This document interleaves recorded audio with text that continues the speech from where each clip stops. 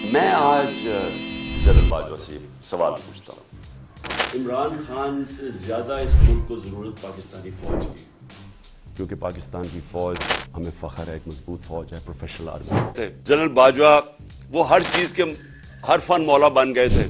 मीर जाफर छोटा नाम है जिस आदमी ने हमारी गवर्नमेंट 1 साल पहले गिराई। जो फ़ौज का इदारा है कभी इसके खिलाफ बात ना करें, क्योंकि फ़ौज एक ऐसी चीज़ है जो अगर हमारी फ़ौज ना होती तो मुल्क में नहीं रहना।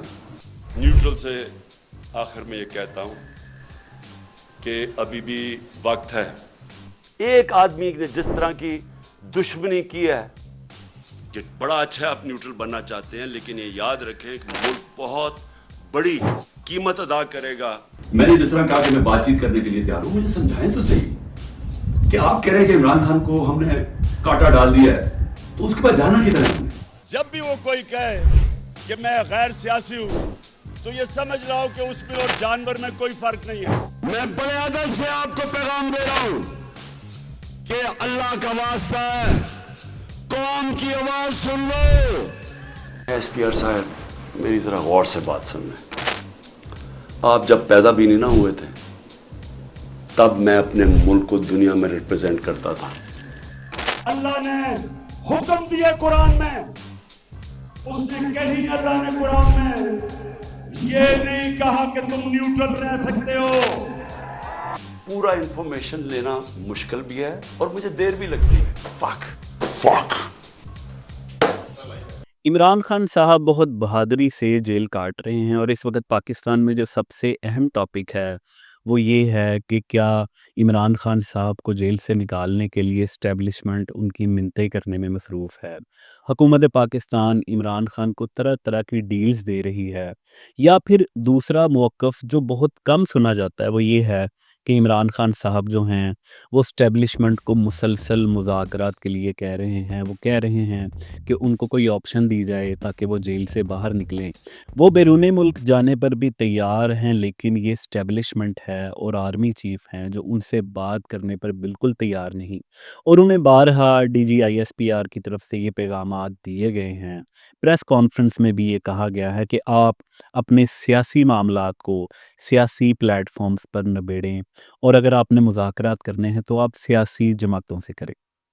ये जस्तजू पर ट्रुथ कैप्सूल के नाम से एक नया सिलसिला है जहाँ पर पहली एपिसोड में मैंने इमरान खान के सहाफ़ियों के बारे में बात की। थोड़ा सा अपने जो रिवायती मेरा अंदाज़ है उससे हटकर मैंने उसके अंदर कुछ रेफरेंसेस नहीं दिए। तो आपका बहुत शुक्रिया, जो मेरे सब्सक्राइबर हैं उन्होंने मेरी बात पर बिलीव किया और मेरे तज्ज़िये को बाय किया, और उसको वीडियो को जो एक नई तरह की वीडियो थी उसके अंदर मैंने कुछ रनिंग कमेंट्री टाइप कोई चीज़ की थी, तो आप लोगों ने उसे बहुत पसंद किया। लेकिन आज की जो वीडियो है इसके अंदर मुझे रेफरेंस देने पड़ेंगे, और उन रेफरेंसेस की बुनियाद पर हम ये फ़ैसला करेंगे। मैं तो हक़ाइक़ आपके सामने रखूँगा, मैं सिर्फ़ ये बताऊँगा कि इमरान खान साहब जेल में क्यों हैं और उनको किस किस्म की ऑफ़र्स होती रही हैं, किस किस्म की वो ऑफ़र्स करवाते रहे हैं, और दरमियान में क्या मसला आ रहा है कि अभी तक वो जेल से बाहर नहीं आ सके। तो अगर ये कहानी शुरू की जाए तो हमें एक दफ़ा फिर, क्योंकि आपको पता है हम कहानी की शक्ल में बात करते हैं और मंज़रनामे को वाज़ेह करने की कोशिश करते हैं, तो ये अगर कहानी को हम क्लियर करने की कोशिश करें और इस कहानी का आगाज़ अगर हम करें तो ये लेट 80s से या अर्ली 90s में जाकर होता है। उस वक़्त अब्दुल सत्तार ऐधी जो पाकिस्तान के एक बहुत बड़े समाजी कारकुन हैं, उनका एक बयान रिकॉर्ड पर है कि एक प्रेशर ग्रुप जो ISI के एक साबिक जर्नल थे हमीद गुल साहब, वो मरहूम हो चुके हैं, उन्होंने तश्कील दिया था, और इस प्रेशर ग्रुप के अंदर इमरान खान साहब और दीगर सियासतदान शामिल थे। ये प्रेशर ग्रुप पहुंचा था अब्दुल सत्तार ऐधी के पास, और उन्होंने उन्हें इस बात पर पहले कन्विंस करने की कोशिश की कि आप इस प्रेशर ग्रुप का हिस्सा बने और हुकूमत को ख़त्म करने में हमारी मदद करें। लेकिन जब अब्दुल सत्तार ऐधी ने इस बात पर हामी नहीं भरी तो फिर उन्हें धमकाया जाने लगा। आपको मैं एक वीडियो दिखाने लगा हूँ, आप इसमें देखें कि अब्दुल सत्तार ऐधी क्या कहते थे। तो मेरे पास एक ग्रुप आता था, बेनजीर का ठोर था, बेनजीर को हटाना चाहता, लेकिन मेरे कंधे पे बंदूक चला के हटाना चाहता। हमीद गुल, इमरान खान, ऐसे ग्रुप। मुझे कहा आखिरी में कि आप नहीं आएंगे तो हम आपको उठा के ले जाएंगे। मैंने उनकी बात को पीआई के थ्रू लंदन चले गए। मुल्क छोड़ा नहीं, मैं वहां जाके बीबीसी को बता दिया, दुनिया को अचंभे में डाल दिया। एम्बेसडर मेरे पास पहुंच गए, आपको क्या ताबूत चाहिए? मैंने कहा नहीं, ये ताबूत वाला बंदा नहीं, मैं खुददार हूं, पाकिस्तानी हूं, पाकिस्तान में ही रहूंगा, कहीं नहीं जाऊंगा।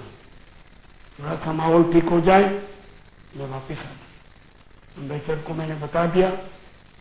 अच्छा, इमरान खान साहब 90s में एक तो ये कहा करते थे कि वो कभी सियासत में नहीं आएंगे, सियासतदान अच्छे लोग नहीं होते, सियासतदान अच्छी चीज़ नहीं होती, ये कोई अच्छे लोगों की जगह नहीं है। लेकिन फिर जब उनकी शादी हुई तो उसके बाद उन्होंने ये फ़ैसला किया कि वो ना सिर्फ़ एक पॉलिटिकल पार्टी बनाएंगे, बल्कि वो सियासत में एंट्री भी डालेंगे।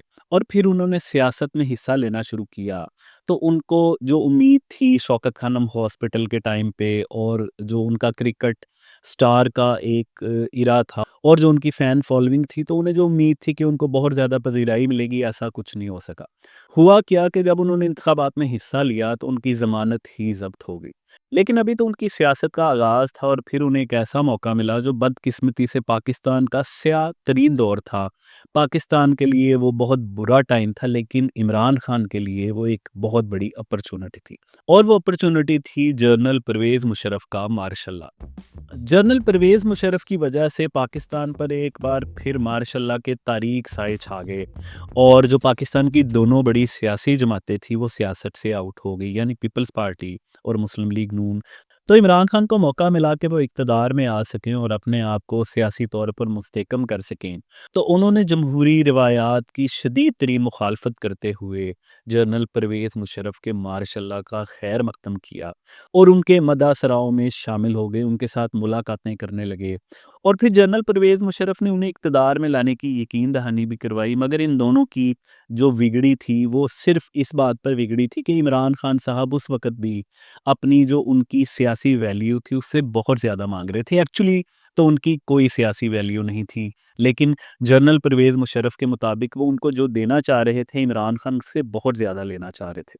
और इसके बाद चश्मे ज़दन ने देखा कि इमरान खान साहब ने परवेज़ मुशर्रफ की शदीद तरीन मुखालफत शुरू कर दी। और आप वो टाइम देखें जहाँ पर हामिद मीर साहब इमरान खान साहब को अपने प्रोग्रामों में बुलाया करते थे, और इमरान खान साहब आर्मी के ख़िलाफ़ और आर्मी के सियासी किरदार के ख़िलाफ़ शदीद किस्म की तनकीद किया करते थे। इस तनकीद की क्या वजह थी? ये कोई असूली तनकीद नहीं थी। ये तनकीद सिर्फ़ और सिर्फ़ इस वजह से थी क्योंकि जनरल परवेज़ मुशर्रफ ने इमरान खान को एक्सेप्ट नहीं किया था, और उन्हें उनकी मतलूबा नशिस्तें या इक़्तिदार में उनका जो मनपसंद हिस्सा था वो उन्हें नहीं दिया था। यहाँ पर ये पुरानी मिसाल देने का मकसद सिर्फ ये था कि इमरान खान की सियासत कितनी असूली है और वो कितना असूलों पर चलते हैं, आपको थोड़ा सा इसका अंदाज़ा हो जाए। तो इमरान खान आर्मी के ख़िलाफ़ थे उस वक्त तक जब तक 2009 में उनको दोबारा आर्मी ने गोद नहीं लिया, यानी प्रोजेक्ट इमरान को लॉन्च नहीं किया गया।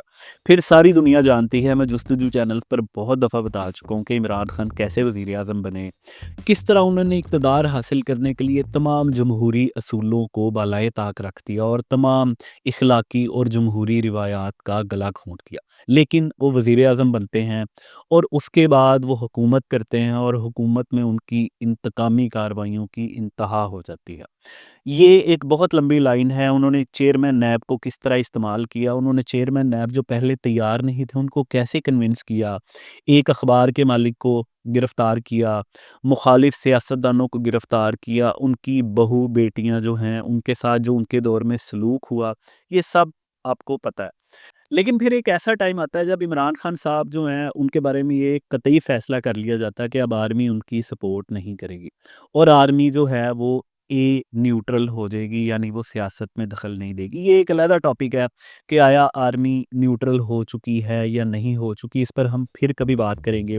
लेकिन इमरान खान साहब तक जब ये इतला पहुंची तो उन्हें शौकत तरीन साहब को इमरान खान ने भिजवाया जनरल बाजवा के पास और उन्हें कन्विंस करने की कोशिश की कि आप मेरी हिमायत ख़त्म ना करें, अगर आपने ऐसा किया तो पाकिस्तान तबाही के दहाने पर पहुंच जाएगा। यानी खुद पसंदी और खुद अजमती का लेवल चेक करें कि अगर इमरान खान नहीं तो पाकिस्तान तबाह हो जाएगा।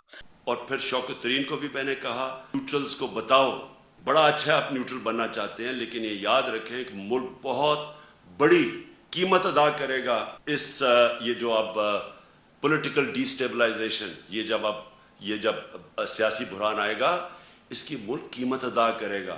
दूसरी तरफ इमरान खान साहब के एतमाद का ये लेवल था, या वो कौम को ये शो करवा रहे थे कि जब अपोजिशन जमातों की तरफ से ये इतलात आने लगी कि अदम एतमाद होने वाली है और इमरान खान के ख़िलाफ़ कौमी असम्बली में अदम एतमाद की तहरीक पेश की जाएगी, तो इमरान खान साहब ने तीनों जो अपोजिशन के बड़े रहनुमा हैं, यानी मौलाना फजलुर रहमान, आसिफ अली जरदारी और नवाज शरीफ साहब, इनको उन्होंने 3 स्टोरेज का नाम दिया, यानी 3 चूहे, और उन्होंने खुला चैलेंज दिया कि अगर इन 3 चूहों में हिम्मत है तो वो मेरे खिलाफ आए, यानी मैं शेर हूँ, मेरे मुकाबले पे आएँ और मैं इनको नाकाम करूँगा। ये जो 3 स्टूडेंट्स, 3 चूहे, ये जो मिलके करने मेरा आ रहे हैं चूहे, इंशाल्लाह चूहों को शिकस्त इसकी हम देंगे। ये जितनी भी रिसर्च और वीडियोस अब मैं आपके सामने वक्तन फ़वक्तन शेयर करूँगा, ये मैंने और मेरी टीम ने कई दिन की मेहनत के बाद ढूंढी हैं, और ये अल्टीमेटली कंक्लूड करेगा उस पॉइंट पर जाकर जहाँ पर हम, यानी आप और मैं, ये अंदाज़ा लगा सकेंगे, किसी नतीजे पर पहुँच सकेंगे कि आया इमरान खान साहब जेल के अंदर क्यों मौजूद हैं। वो अपनी मर्ज़ी से हैं, या वो डील एक्सेप्ट नहीं कर रहे, या आर्मी उनसे बात करने पर तैयार नहीं है। क्योंकि यहाँ पर ख़ास तौर पर मैं उन पाकिस्तानियों को भी एड्रेस करना चाहूँगा जो गुज़िश्ता 15-16 साल में सोशल मीडिया के प्रोपेगेंडे का शिकार हैं। वो हमारे भाई हैं, लेकिन वो कल्ट का हिस्सा होने का शिकार हो चुके हैं। वो एक सियासी जमात, या अगर मैं क्लियरली कहूँ तो इमरान खान साहब के साथ उनकी मोहब्बत इतनी ज़्यादा बढ़ चुकी है कि उनको सामने की चीज़ नज़र नहीं आती। तो ये वीडियोस जो मैं आपको साथ-साथ दिखाऊँगा अपना पॉइंट प्रूव करने के लिए, ये एक सबूत के तौर पे दिखा रहा हूँ। वैसे भी मैं बात कर सकता था, लेकिन मैंने ये मुनासिब समझा कि मैं आपको वीडियोस दिखाऊँगा। तो इमरान खान साहब के ख़िलाफ़ इमरान खान साहब को जब ये पता चला कि जो आर्मी है अब वो उनकी सपोर्ट नहीं कर रही, और जो अपोजिशन जमातें हैं उन्हें ये मौका मिल गया है कि वो उनकी हुकूमत ख़त्म कर दे, तो आप अलमियाँ देखें कि इमरान खान साहब आर्मी की सपोर्ट के बगैर चंद दिन भी वज़ीर आज़म ना रह सके। और जैसे ही उनके साथ से आर्मी की सपोर्ट ख़त्म हुई, उनके जलसों का तामझाम, उनके लॉन्ग मार्च, उनके धरने, ये आने वाले वक्त में आपको मैं बताऊंगा, वो सब फ्लॉप हो गए। और इमरान खान साहब आर्मी की सपोर्ट के बगैर ये इस सूरत हाल में आ गए कि उनको कुछ सुझाई नहीं दे रहा था। लेकिन जब वो वज़ीर आज़म थे तो वो अपने बयानात में मुसलसल आर्मी चीफ को कायल करने की कोशिश करते, और उनका मौक़िफ़ ये था कि फ़ौज और इमरान खान साहब ये 2 इकाइयाँ हैं जिनकी वजह से पाकिस्तान बचा हुआ है, नहीं तो ये मुल्क खुदा न खास्ता तबाह हो चुका होता, या इसके अंदर कुछ मसाइल पैदा हो चुके होते, और वो आर्मी को ये समझाने की कोशिश भी कर रहे थे। आज इस मुल्क को 2 ऐसी फोर्सेस हैं जो इसको इकट्ठा रख रही है। एक है पाकिस्तान की फ़ौज, क्योंकि पाकिस्तान की फ़ौज हमें फ़ख्र है, एक मजबूत फ़ौज है, प्रोफेशनल आर्मी, वो एक मुल्क को इकट्ठा रख रही है। क्योंकि जिस तरह के हमारे दुश्मन हैं वो पूरी कोशिश उन्होंने करते रहे हैं कि मुल्क 3 हिस्सों में हो जाए, टूट जाए। तो एक मजबूत फ़ौज इस मुल्क के लिए बहुत ज़रूरत है। और दूसरा जो मुल्क को इकट्ठा रख रहा है वो है तहरीक इंसाफ। जो फ़ौज का इदारा है कभी इसके ख़िलाफ़ बात ना करें, क्योंकि फ़ौज एक ऐसी चीज़ है जो अगर हमारी फ़ौज ना होती तो ये मुल्क में नहीं रहना था। इमरान खान से ज़्यादा इस मुल्क को ज़रूरत पाकिस्तानी फ़ौज की। अच्छा, अब सूरत हाल ऐसी थी कि आर्मी की हिमायत ख़त्म होने के बाद इमरान खान साहब वज़ारत उज़्मा से हटाए जा चुके थे। अदम एतमाद के नतीजे में वो घर चले गए थे अपनी डायरी लेके, और वो मुसलसल कमज़ोर हो रहे थे। आर्मी उनकी बात सुनने पर तैयार नहीं थी, और वो मुसलसल आर्मी को पोलाइट तरीके से अपनी दलीलों से कन्विंस करने की कोशिश कर रहे थे कि आप खुदा के लिए पाकिस्तान के मफाद में मुझे दोबारा सपोर्ट करें, मुझे वज़ीर आज़म बनाएं। और आप जो ये चोरों को सपोर्ट कर रहे हैं, ये मुल्क के लिए बहुत ख़तरनाक होगा। यानी आप ख़ुद अज़मती का लेवल चेक करें और झूठ का लेवल चेक करें कि इमरान खान के अलावा नवाज शरीफ, ज़रदारी, बिलावल भुट्टो, मौलाना फजलुर रहमान, सारे के सारे सियासतदान चोर हैं। अगर इमरान खान साहब वज़ीर आज़म नहीं तो पाकिस्तान को तबाही से खुदा न खास्ता कोई नहीं बचा सकता। और ये बोदी दलील देकर वो जनरल बाजवा को दोबारा मनाने की कोशिश कर रहे थे। मेरे ख्याल में अगर वो जनरल बाजवा से, जब वो डिग्गी में छुप के एक दफ़ा गए थे जनरल बाजवा के साथ मिलने के लिए, वो दूसरों पर इल्ज़ाम लगाते थे, लेकिन वो खुद भी डिग्गी में छुप के गए थे। और अगर वो आरिफ अलवी के ज़रिए जब एक मुलाकात हुई थी, तो वो उन्हें कन्विंस इस बात पे करने की बजाय कि आप चोरों की सपोर्ट ना करें, उन्हें दुरुस्त एक उनसे माफ़ी मांगते, जो आने वाले वक्तों में उन्होंने फिर जनरल बाजवा के तरले भी किए, जो मैं अभी आपको वीडियोज़ दिखाऊंगा। तो उस वक्त उनके कदमों में बैठते, उनके तरले करते, उन्हें कहते कि माई बाप मुझसे गलती हो गई, मैं थोड़ा-सा आपने मुझे वज़ीर-ए-आज़म बनाया था, मैंने खुद को थोड़ा-सा ओवर एस्टिमेट करना शुरू कर दिया था, तो आप मुझे माफ़ कर दें और मुझे दोबारा सपोर्ट करें। मैं ना सिर्फ़ आपको एक्सटेंशन दूँगा, बल्कि आपको ताहियात आर्मी चीफ़ बनाऊँगा। ये सारी ऑफ़र्स इमरान खान साहब ने बाद में जनरल बाजवा को की, लेकिन जो करने वाली बात थी वो 2 पॉइंट थे। एक ये उनसे माफ़ी माँगते, दूसरा वो उन्हें बताते कि नवाज़ शरीफ कभी आपको एक्सटेंशन नहीं देगा, तो आप गलत घोड़े पे दाँव लगा रहे हैं, मेरी माफ़ी को कबूल करें। लेकिन इमरान खान साहब क्या करते रहे कि वो एक तो अपनी अकड़ में रहे और लॉजिक से समझाने की कोशिश कर रहे थे, लेकिन उनकी लॉजिक ही गलत थी कि मैं नहीं तो कुछ भी नहीं। तो हुआ उसका रिज़ल्ट ये कि जैसे-जैसे वक़्त गुज़रा था, अब नवंबर का महीना आने वाला था। नवंबर 2022 में फ़ैसला होना था कि अब अगला आर्मी चीफ़ कौन होगा। तो इमरान खान की दलील जब जनरल बाजवा नहीं मान रहे थे और वो उनको बाय नहीं कर रहे थे, और इनके दरमियान बातचीत में भी एक डेडलॉक आ चुका था। इमरान खान ने एक पॉइंट पर तो जनरल बाजवा को ब्लॉक भी कर दिया था गुस्से में आके, जिमें को मशूक अपने महबूब नू ब्लॉक नहीं कर दी कि तू मेरी गल नहीं मानदा, तू मैनू लोड नहीं करांदा, जा मैं तेरे नाल गल नहीं करनी। तो इमरान खान का लोड या इमरान खान का जो फ़ायदा था, वो तो वज़ीर-ए-आज़म रहना था, तो बाजवा साहब ये फ़ायदा तो उनको दे नहीं रहे थे, तो उन्होंने बाजवा साहब को ब्लॉक कर दिया हुआ था। अब ब्लॉक करने के बाद सूरत-ए-हाल ये थी कि जैसे मैंने बताया आर्मी चीफ़ बनना था, तो अब इमरान खान साहब की टोन अग्रेसिव होना शुरू हो गई और इमरान खान साहब अब थोड़ा अपनी आई में आने लगे और उन्होंने अपनी स्ट्रीट पावर जो है, उसको शो करवा कर, उसको दिखाकर जनरल बाजवा को डराने की कोशिश की कि अगर आपने मेरी बात ना मानी और दोबारा मेरी सपोर्ट ना की, तो फिर मैं अवाम को लेके सड़कों पे निकल आऊँगा और उसका रिज़ल्ट ये निकलेगा कि फिर मुल्क के अंदर अफरा-तफरी फैल जाएगी और सब कुछ हो जाएगा। तो अब उनके बयानात जो एग्रेसिव थे वो स्टार्ट हो गए, जहाँ पे उन्होंने जनरल बाजवा को जानवर कहना शुरू कर दिया, मीर जाफ़र कहना शुरू कर दिया, न्यूट्रल के ऊपर जुगतें लगाना शुरू कर दी। तो ये वीडियोज़ 1-2 मैं आपको दिखाता हूँ, जहाँ पे आपको अंदाज़ा हो जाएगा और साथ में डेट भी मेंशन कर देता हूँ, ताकि आपको पता चले कि ये आर्मी चीफ़ बनने से पहले इमरान खान अग्रेसिव हो रहे हैं। बंद मैं अपने न्यूट्रल से आखिर में ये कहता हूँ कि अभी भी वक्त है, अभी भी टाइम है, अपनी पॉलिसीज रिव्यू करें। बंद कमरों में कई दफा फैसले होते हैं, वो फैसले अच्छे नहीं होते, आपको रिव्यू करने चाहिए। मुझे ये बताएं कि अल्लाह ने हुक्म दिया कुरान में अमर बिल मारूफ व नही अनिल मुनकर, कि मुसलमानों को हुक्म दिया है कि राय हक पे खड़े हो, सच के साथ खड़े हो, अच्छाई के साथ खड़े हो और बुराई के खिलाफ जिहाद करो। उसने कहीं अल्लाह ने कुरान में ये नहीं कहा कि तुम न्यूट्रल रह सकते हो, या अच्छाई के साथ खड़े हो और या बुराई के साथ खड़े हो, न्यूट्रल नहीं रह सकते। जब भी वो कोई कहे कि मैं गैर सियासी हूं, तो ये समझ रहा हूं कि उसमें और जानवर में कोई फर्क नहीं है। मैं इस मुल्क के जो मुहाफिज हैं, मैं आज उनसे सवाल पूछता हूं कि क्या अगर डाकू एक घर को लूट रहे हो, तो क्या चौकीदार कह सकता है कि मैं न्यूट्रल हूं? घर वाले क्या कहेंगे कि मेरा घर लूटा जा रहा है, लेकिन चौकीदार कहता है मैं न्यूट्रल हूं। पाकिस्तान लूटा जा रहा है इस वक्त, हमारा मुल्क तबाही की तरफ जा रहा है, और जनाब वहां से कहते हैं जी हम तो न्यूट्रल हैं। मैं बड़े अदब से आपको पैगाम दे रहा हूं कि अल्लाह का वास्ता है, कौम की आवाज सुन लो कौम किधर खड़ी है। अच्छा, इमरान खान साहब के अग्रेसिव होने का भी कोई फ़ायदा नहीं हुआ, तो उसके बाद फिर इमरान खान साहब ने नेक्स्ट पैंतरा किया। नेक्स्ट पैंतरा उनका क्या था? नेक्स्ट पैंतरा था खुद पर एक जाली कातलाना हमला करवाना। मैं उस वक़्त एक अख़बार में रोज़नामा नई बात में कॉलम लिखता था और वहाँ पर सोशल मीडिया का इंचार्ज था।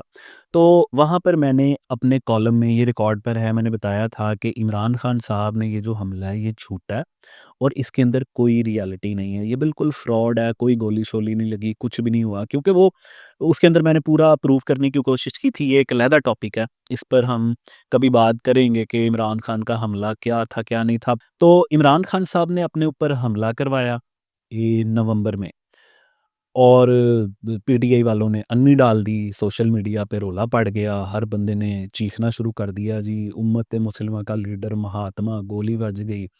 और ये सारा एक्चुअली ड्रामा था और ये आर्मी को इमरान खान की तरफ से ब्लैकमेल करने की कोशिश थी कि मैं आखिरी हद तक जाऊंगा। अच्छा, इस दौरान मैं आपको टाइमलाइन बता देता हूँ कि इस वक्त तक इमरान खान ने लॉन्ग मार्च, धरने और रैलियाँ और पता नहीं क्या-क्या करने की कोशिश की, लेकिन इमरान खान साहब आर्मी की सपोर्ट के बगैर हर जगह पर नाकाम रहे। ना वो बंदे इकट्ठे कर सके, ना वो लॉन्ग मार्च पूरा कर सके और उनका जो स्टेज था, जब आर्मी की सपोर्ट उनके साथ हुआ करती थी, जहाँ पर एसएमडीज़ लगी होती थी, लाइटां दा रश लगा ਹੁੰਦਾ ਸੀ और बड़ा मॉल पड़ा होता था। वो स्टेज ऐसे लग रहा था जैसे प्रॉपर कोई चंदा लेने वाला बंदा चंदा माँगने आया है। स्टेज के ऊपर कोई रौनक नहीं है, लाइटें नहीं है, एक फ़ज़ूल सा गरीब सा डायस पड़ा हुआ है, इमरान खान साहब ਉਹਦੇ ਉੱਤੇ ख़िताब कर रहे हैं ना, वो तामझाम ख़त्म हो गया, बंदे ख़त्म हो गए, सपोर्ट ख़त्म हो गई, धरने, लोग, सब कुछ वो कहानियाँ ख़त्म हो गई, हुकूमत ही चली गई, तो पीछे क्या रहना था। तो अब उसका रिज़ल्ट ये निकला था कि इन सारी एफ़र्ट्स के बावजूद इमरान खान साहब इस कोशिश में कामयाब ना हो सके कि general Asim Munir army chief ना बने। ये जुस्तजू पर मैं 2-3 मुख्तलिफ़ लोगों की कहानियों में, उनकी बायोग्राफ़ीज़ में बता चुका हूँ। आसिम मुनीर साहब की जो बायोग्राफ़ी है, वो आप इस लिंक पर एक लिंक अभी आपको स्क्रीन पे शो हो रहा था, वहाँ पे देख लें। और वहाँ पे भी मैंने बताया कि इमरान खान ने आसिम मुनीर को कैसे रोका। जस्टिस काज़ी फ़ायज़ ईसा की बायोग्राफ़ी मैंने 3-4 एपिसोड में बताई हैं।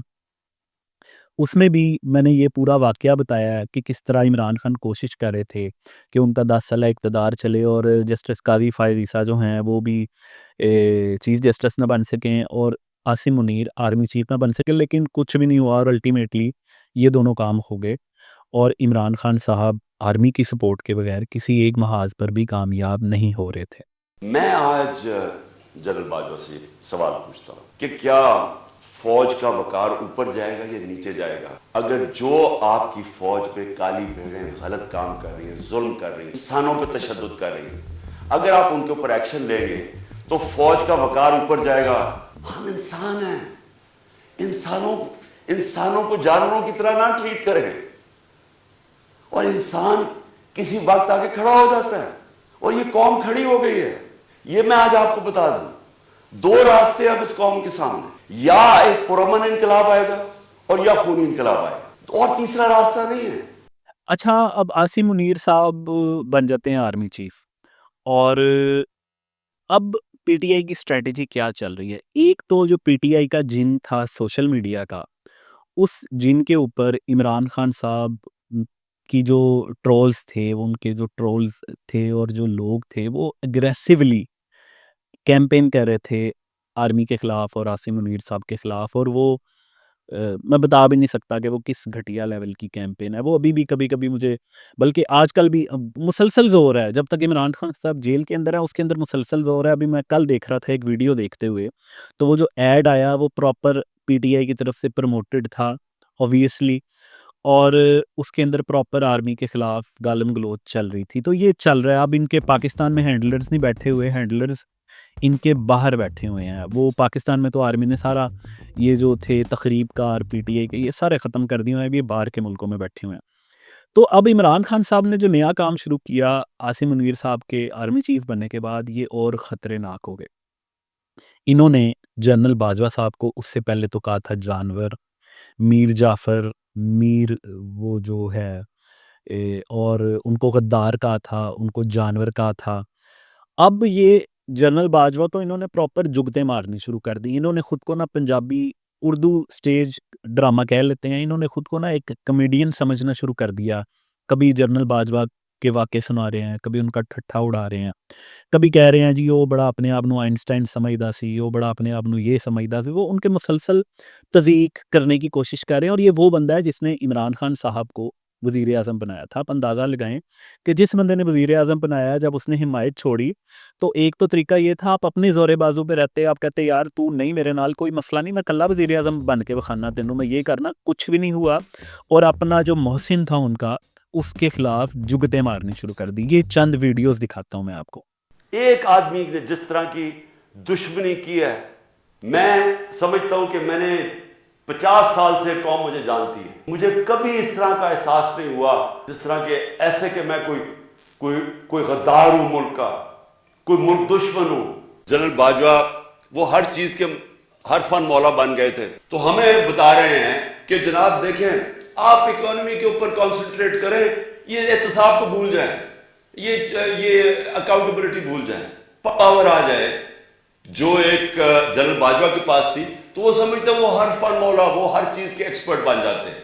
तो हमें लेक्चर दिए जा रहे थे कि नहीं जी, इनको एनआरओ दे दो और आप सिर्फ इकोनॉमी पे कॉन्सेंट्रेट करो। अच्छा, अब इमरान खान साहब खुद और उनका जो सोशल मीडिया था, ये दो जो जिन हैं, जाइंट हैं बहुत बड़े, जिनका मीडिया पर और अवाम के अजहान पर बहुत ज़्यादा असर है, ये मुसलसल आर्मी को ब्लैकमेल करने की कोशिश कर रहे थे। एक तो ये जनरल बाजवा के खिलाफ बयानात दे रहे थे, दूसरा जो ये काम कर रहे थे वो ये कर रहे थे कि ये मुसलसल आर्मी के खिलाफ प्रोपेगेंडा कर रहे थे। और आर्मी के खिलाफ प्रोपेगेंडा करने का मकसद सिर्फ ये था कि ये मुसलसल कभी किसी के ज़रिए, कभी किसी के ज़रिए आर्मी चीफ़, जो नए आर्मी चीफ़ थे, उनको पैगाम भिजवा रहे थे कि आप मुझसे मुज़ाकरात करें। और जब वो मुज़ाकरात नहीं करते, उनकी तरफ से ये उनको पैगाम भिजवाते थे। और रिकॉर्ड पर ये चीज़ मौजूद है, ये मैं अपनी तरफ से बात नहीं कर रहा, कि आर्मी की तरफ से ऑफिशियल जो DGISPR की प्रेस कॉन्फ्रेंस होती थी, वहाँ पर ये कहा जाता था कि इमरान खान साहब, आप सियासत करें, आपका हक है, और लेकिन हम आप हमसे कोई राब्ता ना करें। आप सियासतदान हैं, आप सियासतदानों से बात करें, वो आपको बताएंगे कि क्या करना है, क्या नहीं करना। हमारा अब कोई ताल्लुक़ नहीं है आपकी किसी चीज़ के साथ। हम ये बहैसियत इदारा फ़ैसला कर चुके हैं कि इमरान खान साहब, आपके साथ हमने कोई ताल्लुक़ नहीं रखना। और उसकी ऑब्वियस वजह जो इमरान खान साहब का रिकॉर्ड है, जो उन्होंने 1 साल में वज़ीर-ए-आज़म उतरने के बाद जो प्रोपेगेंडा किया था, जो ब्लैकमेलिंग करने की कोशिश की थी, जो सारी हरकतें करने की कोशिश की थी, उसके रिज़ल्ट के तौर पर आर्मी उनसे बात करने पर तैयार नहीं थी। अब इमरान खान साहब आर्मी पर जो प्रेशर है, वो ग्रेजुअली बढ़ा रहे थे। जो सियासी गरमा-गर्मी थी, जो सियासी हीट थी, वो इतनी बढ़ रही थी कि कोई उसका आप अंदाज़ा ही नहीं लगा सकते। पाकिस्तान की तारीख़ में ऐसी मिसालें बहुत कम रही हैं जो इमरान खान साहब कर रहे थे। और सोशल मीडिया पर जो चल रहा था सारा, जो ट्रोल्स हैं इनके, और जो पाकिस्तान की अवाम सोशल मीडिया पर एंगेजमेंट दे रही थी सिर्फ सोशल मीडिया पर, उसके नतीजे में एक हिजान की कैफियत थी। और दूसरी तरफ इमरान खान साहब मुसलसल आसिम मुनीर साहब को पैगाम भेज रहे थे कि आएँ मुझसे बात करें। अच्छा, मैं आपको एक ख़बर दिखाता हूँ स्क्रीन के ऊपर। ये ख़बर है 3 मार्च 2023 की, और इसके अंदर एक बयान है जिसकी हेडिंग है, उर्दू न्यूज़ की ख़बर है ये, कि आर्मी चीफ़ से बात करने को तैयार हूँ, लेकिन कोई बात करने पर तैयार नहीं, तो क्या करूँ? पाकिस्तान तहरीक-ए-इंसाफ के सरबराह इमरान खान ने कहा है कि मैं मुल्क की बेहतरी के लिए आर्मी चीफ़ से बात करने को तैयार हूँ, लेकिन अगर कोई बात करने को तैयार नहीं तो क्या करूँ? इन ख़यालात का इज़हार इमरान खान ने जुमे को लाहौर में अपनी रिहाइशगाह पर सहाफ़ियों के एक ग्रुप से गैर रस्मी मुलाकात के दौरान किया। राना वहीद के मुताबिक, ये शायद नुमाइंदे हैं उर्दू न्यूज़ के, तो राना वहीद के मुताबिक इमरान खान ने ये भी कहा कि ऐसे लगता है कि आर्मी चीफ़ मुझे अपना दुश्मन समझते हैं। हमारी इस्टेब्लिशमेंट को समझ ही नहीं है कि सियासत क्या होती है। तो इस खबर से भी आप अंदाज़ा लगाएं कि आर्मी इमरान खान से बात करने पर तैयार नहीं थी। ये पॉइंट आपने याद रखना है। और इमरान खान साहब की जो एफ़र्ट्स हैं आर्मी से बात करने की, वो सारी एफ़र्ट्स भी आपने देखते जाना है, और फिर आपने एंड पे खुद फ़ैसला करना है कि इमरान खान साहब बहादुरी की वजह से जेल के अंदर हैं, या फिर वो किसी और वजह से जेल के अंदर है। तो आर्मी जो थी वो इमरान खान से बात करने पर तैयार नहीं थी। असूली फ़ैसला था, इमरान खान साहब हीट बढ़ा रहे थे, और अल्टीमेटली फिर इमरान खान साहब ने अपने सियासतदानों के साथ मिलके, पीटीआई के, और एक बहुत छोटा सा ग्रुप था आर्मी के अंदर बागियों का, इन सब ने मिलकर पाकिस्तान की तारीख़ की एक बगावत प्लान की, जिसको हम 9 मई की बगावत के नाम से याद रखते हैं।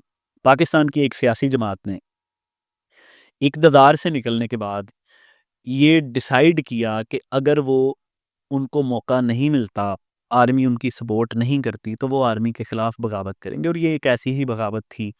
9 मई की बगावत के ऊपर अभी एक यूट्यूब चैनल है कराची का, उन्होंने भी एक प्रोपेगेंडा डॉक्यूमेंट्री बनाई है। मैं कोशिश कर रहा हूँ कि मेरा मूड बने और मैं 9 मई के ऊपर एक वीडियो बनाऊँ, लेकिन अभी मेरा मूड नहीं बन रहा। लेकिन अगर बना तो मैं 9 मई के ऊपर एक जस्तजू पर डॉक्यूमेंट्री वीडियो एक ज़रूर बनाऊँगा।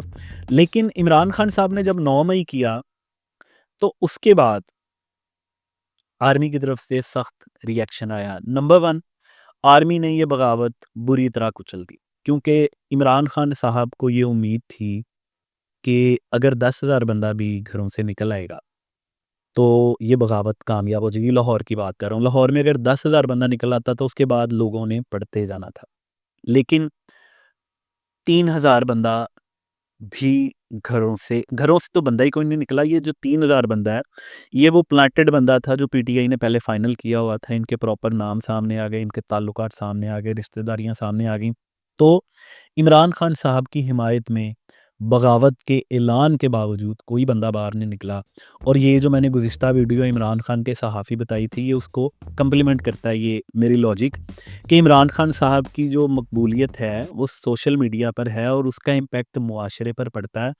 और जो उनके डायलॉग हैं, क्योंकि वो इस्लामी टच देते हैं, तस्बीह के दाने फरोलते रहते हैं, पढ़ते पता नहीं वो क्या है, तो इसका इम्पेक्ट सादा आवाम पर बहुत ज़्यादा पड़ता है। जब कोई बंदा अपनी बात के अंदर अल्लाह मियाँ का नाम ले, मज़हब का नाम ले, तो क्योंकि हमारा एक इस्लामी मुल्क है, तो इसका इम्पेक्ट तो पड़ता है। अब आर्मी की तरफ से इसके ऊपर बहुत सख्त रिएक्शन आया और डीजी आईएसपीआर ने प्रेस कॉन्फ्रेंस की और उन्होंने इमरान खान साहब को और पीटीआई की जो जमात है उसको उसी लक़ब से बुलाया जो वो डिज़र्व करते थे, कि अब वो गद्दार बन चुके हैं, और इसमें कोई डाउट नहीं है। इमरान खान साहब ने उसके जवाब में एक सख्त वीडियो पैगाम जारी किया और छुन्नू छुन्नू काका बन गए और उन्होंने बड़ी हैरानी का इज़हार किया। उन्होंने कहा, जी मुझे गद्दार कह दिया है, आप तो डीजी आईएसपीआर तब पैदा नहीं हुए थे। ये वीडियो मुलाहिज़ा करें आप। आपने ऐसी बातें की कि सबसे पहले कहा जी मैं दोगला हूँ, कि मैं एक तरफ कहता हूँ फौज मेरी है और दूसरी तरफ मैं उसकी तनकीद करता हूँ या जो भी बुरा भला कहता हूँ। आपने कहा कभी फौज को दुश्मन ने इतना नुकसान नहीं पहुंचाया जितने मैंने पहुंचाया। और तीसरा आपने कहा कि हम अब क्रश करेंगे इनको। देखिए आईएसपीआर साहब, मेरी जरा गौर से बात सुन लें। आप जब पैदा भी नहीं ना हुए थे तब मैं अपने मुल्क को दुनिया में रिप्रेजेंट करता था। मैंने अपने मुल्क का दुनिया के अंदर सर ऊपर किया, इज्जत दिलवाई अपने मुल्क को। आके देख लें, आप भूल गए होंगे, आप पैदा नहीं हुए होंगे, जरा पता चलवा लें कि इमरान खान ने क्या पाकिस्तान की दुनिया में इज्जत ऊपर की या नीचे की। इमरान खान साहब जेल में क्यों हैं, अक्सर लोगों को अभी तक समझ आ गई होगी कि एक्चुअली मसला क्या है। लेकिन जब ये 9 मई का सानहा हुआ और उसके बाद जो आर्मी और इमरान खान के दरमियान अब जो टसल स्टार्ट हुई है, ये कोई नेक्स्ट लेवल की थी। लेकिन इमरान खान साहब की मासूमियत का अंदाज़ा लगाएं कि इमरान खान साहब 9 मई करते हैं और फिर अपने बयानात में बड़ी मासूमियत से ये पूछते नज़र आते हैं कि माई बाप मैनू दसो मेरे को गलती की हुई है, फिर मेरे नाल गल क्यों नहीं कर रहे। ये वीडियो एक और मैं चलाने लगा हूँ, ये भी मुलाहिज़ा करें ज़रा। तो मैं अब समझना चाहता हूँ कि जा किधर रहे हैं यार। ये चले, मैंने जिस तरह कहा कि मैं बातचीत करने के लिए तैयार हूँ, मुझे समझाएं तो सही कि आप कह रहे हैं कि इमरान खान को हमने कांटा डाल दिया है, तो उसके बाद जाना किधर है हमने, यानी कोई रोड मैप तो होगा ना। तो मैं रोड मैप अभी तक जो समझ रहा हूँ वो ये है कि एक किंग्स पार्टी तैयार कर रहे हैं कि ये जो तहरीक इंसाफ के जो भी लोग निकलेंगे उनको उस पार्टी में डाल देंगे। इमरान खान साहब 9 मई के बाद गिरफ्तार हुए और फिर चंद दिन के लिए रिहा हुए और ख़वातीन ने बड़ी कोशिश की ज़मान पार्क के बाहर खड़े होकर उन्हें गिरफ्तारी से रोकने की, लेकिन अल्टीमेटली जो खुदा करता है वो हो ही जाता है। तो इमरान खान साहब गिरफ़्तार हो गए। इमरान खान साहब जब गिरफ़्तार हो गए तो उसके बाद ज़ाहिर बात है वो जेल में चले गए और जेल में जाने के बाद अब इमरान खान साहब की एक ही पॉलिसी है थ्रू आउट मुसलसल। अब क्या हुआ कि जब इमरान खान साहब जेल के अंदर गए तो आर्मी ने डायरेक्ट नहीं, मैं अपने सोर्सेस से आपको बता रहा हूँ, इमरान खान साहब के जो चुनिंदा लीडर रहे हैं हमेशा, शेर अफजल मरवत साहब, अली अमीन गंडापुर साहब, बड़ी सीरियस किस्म की डिस्कशंस होती रही, निगोशिएशंस होती रही और एक पॉइंट पर आर्मी डायरेक्ट इसमें इन्वॉल्व नहीं थी, लेकिन सियासी कुछ लोग थे जिनके साथ इमरान खान के सियासी लोगों की बात होती रही, और ये वही सियासी एलिमेंट्स थे जिनके साथ इमरान खान सामने आकर बात करने पर तैयार नहीं है, लेकिन अपनी रिहाई के लिए वो अपने बंदे वहाँ पे भिजवाने पर तैयार हैं। तो इनके दरमियान कई दफ़ा बात हुई, और इन सियासी हलकों ने आर्मी को कन्विंस करने की कोशिश की कि इमरान खान साहब, ये मैं अब बात कर रहा हूँ, बहुत लोगों को ये बात हज़म नहीं होगी, लेकिन ये मैं श्योरिटी से बात कर रहा हूँ और बिल्कुल धड़ल्ले से बात कर रहा हूँ। इमरान खान साहब इस बात पर आज से नहीं कई माह से तैयार हैं कि उन्हें खुदारा जेल से निकाला जाए, और वो बैरून मुल्क जाने पर तैयार है। लेकिन मसला यहाँ पर ये है कि पूरी दुनिया में अल्लाह के फजल करम से कोई एक ऐसा मुल्क भी नहीं है। इमरान खान साहब की सारी ज़िंदगी यूरोप में गुजरी है। अमेरिका को उनसे अच्छा कोई नहीं जानता, बरतानिया को उनसे अच्छा कोई नहीं जानता, लेकिन शायद वो जब ये बताते थे कि मेरी सारी ज़िंदगी यूरोप में गुजरी है, तो वो ये बताना भूल जाते थे कि यूरोप के नाइट क्लबों में गुजरी है। उनकी कोई संजीदा हलकों में कोई वाकफियत नहीं है, और वज़ीर आज़म बनने के बाद उन्होंने जिस किस्म की गैर संजीदगी का मुज़ाहरा किया, अमेरिका, बरतानिया, सऊदी अरब, ख़ास तौर पे MBS जो हैं, उनके बारे में तो इमरान खान साहब उनके जहाज़ में बैठ के बड़े मज़ेदार तबसरे करते रहे हैं, और सऊदी अरब के होटल में बैठकर इमरान खान साहब जो हैं, वो बड़े शानदार तबसरे करते रहे हैं, और ना सऊदी अरब इमरान खान साहब की बात नाम सुनने पे तैयार है। अमेरिका, तो आपको याद होगा, अमेरिकी साजिश तो इमरान खान साहब के ख़िलाफ़ हो रही थी, लेकिन इमरान खान साहब का फ़ोन भी नहीं सुना था अमेरिकी सदर ने, जब वो सदर बने थे नए मुंतखब जो बाइडन।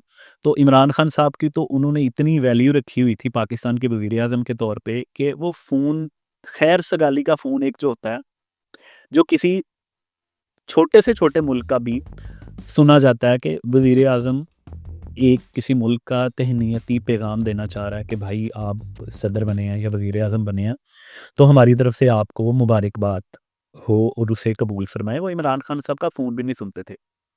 ये जो मामला था, ये इस पॉइंट पर आकर अड़ गया कि इमरान खान साहब की गारंटी पूरी दुनिया में कोई बंदा देने पर तैयार नहीं है। अब इमरान खान साहब ए, अक्सर ये पैगाम खिलवा चुके हैं आर्मी को और सियासतदानों को। सियासतदान तो बाय कर रहे हैं, वो कह रहे हैं यार जो इमरान खान साहब कह रहे हैं कर दें, लेकिन आर्मी इस बात को मानने पर तैयार नहीं है। वो बात क्या है? वो बात ये है कि इमरान खान साहब जो हैं, वो कहते हैं जी मैं बाहर आऊँगा और मैं अपनी ज़ुबान को लगाम डालूँगा, कुछ नहीं बोलूँगा। लेकिन ये सबको पता है, ये हमें भी पता है, ये आर्मी को भी पता है, ये सियासतदानों को भी पता है कि इमरान खान साहब अल्लाह के फजल करम से अपनी ज़ुबान पर कायम रहने वाले इंसान हैं ही नहीं। वो पाकिस्तान जेल से अगर बाहर आएंगे, वो मुराद सईद की तरह किसी ऐसे पॉइंट को ढूंढने की कोशिश करेंगे जहाँ पे वो बैठ जाएंगे, और फिर राहत के साथ, सुकून के साथ वो अपनी सियासत भी करते रहेंगे और बागियाना सियासत करते रहेंगे। जितना उनके अंदर एंगर भरा होगा, तो ये तो ऑप्शन है ही नहीं है। इसी बात का एक और सबूत बरतानवी अखबार गार्जियन जो है उन्होंने दिया, जब इमरान खान साहब के साथ गार्जियन अखबार के नुमाइंदे ने रब्ता किया, तो वो ख़बर कुछ इस तरह है कि इमरान खान डील के ख्वाहिशमंद, फ़ौज का कोई इरादा नहीं, बरतानवी अखबार का दावा। बरतानवी अखबार ने दावा किया है कि गिरफ्तार साबिक वज़ीर आज़म बानी पाकिस्तान तहरीक इंसाफ PTI इमरान खान की ख्वाहिश के बावजूद पाकिस्तानी फ़ौज उनसे मुज़ाकरात या डील का कोई इरादा नहीं रखती।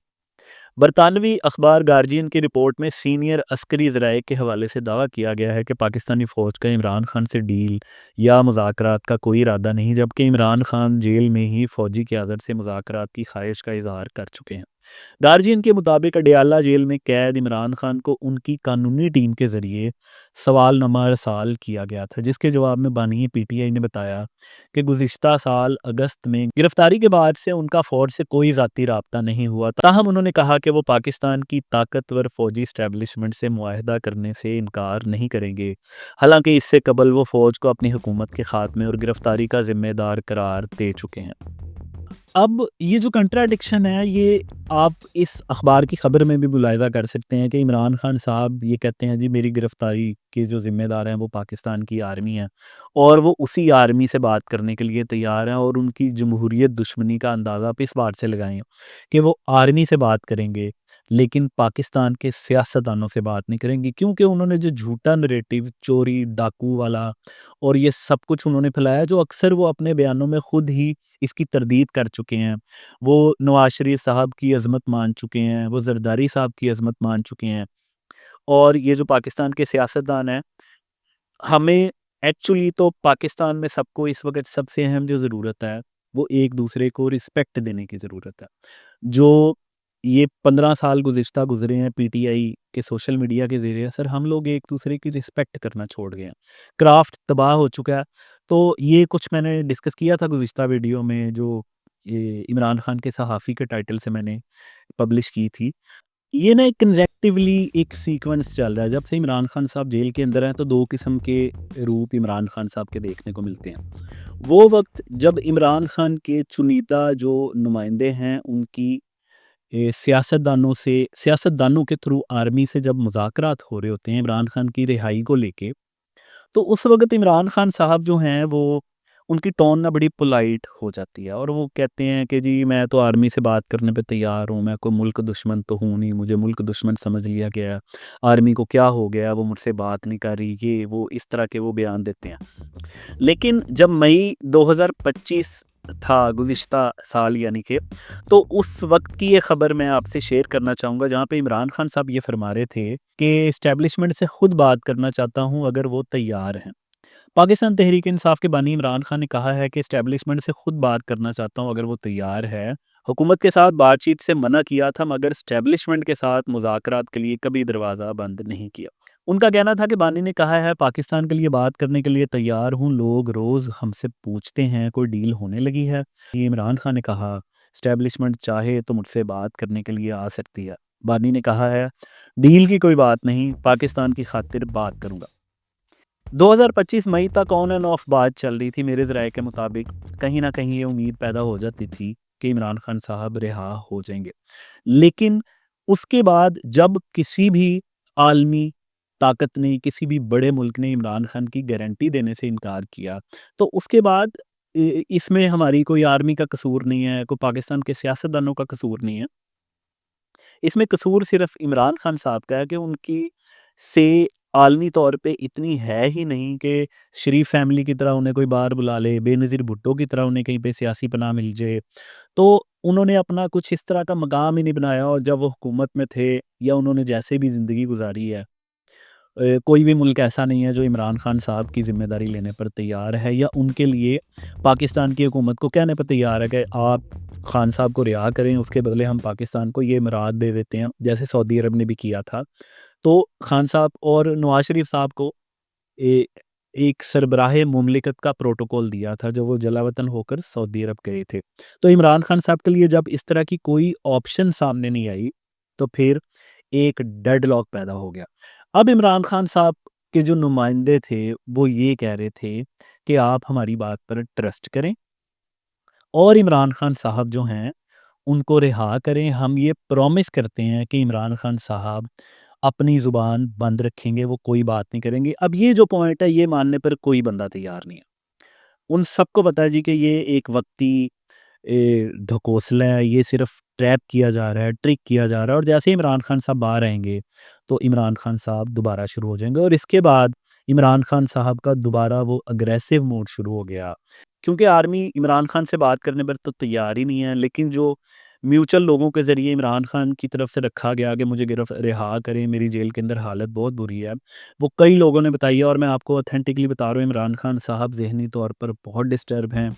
वो बाई हिज़ लाइफ ये चाहते हैं कि उनको जेल में से निकाला जाए, किसी भी सूरत में वो जेल से बाहर आना चाहते हैं, इसके लिए कुछ भी गारंटी देने पे तैयार हैं, लेकिन आर्मी उनकी बात मानने पर तैयार नहीं है। जो दरमियान वाले लोग जाते हैं, वो कहते हैं जी आप आपस का मामला है, सियासतदान आप आपस में तय करें, और अल्टीमेटली कोई भी ये बार अपने कंधे पर उठाने पर तैयार नहीं कि इमरान साहब बाहर आके अपनी ज़ुबान को खामोश रखेंगे।